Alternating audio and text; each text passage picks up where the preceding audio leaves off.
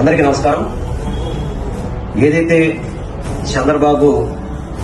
కూటమి పరిపాలన 2 సంవత్సరాలు ఆంధ్ర రాష్ట్ర ప్రజలందరికీ కూడా వెన్నుపోటు పొడిచే విధంగా పరిపాలన చేశారో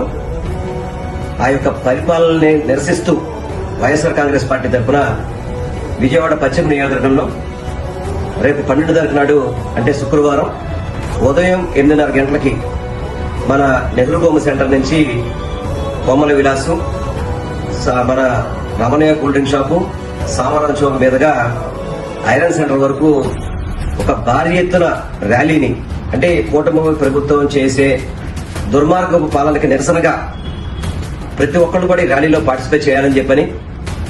ఎందుకంటే ఈ ర్యాలీ ద్వారా కూటమి ప్రభుత్వం కళ్లు తెరిచే విధంగా, వారు మళ్లీ ఇటువంటి తప్పులు పునరావృతం ఉండే విధంగా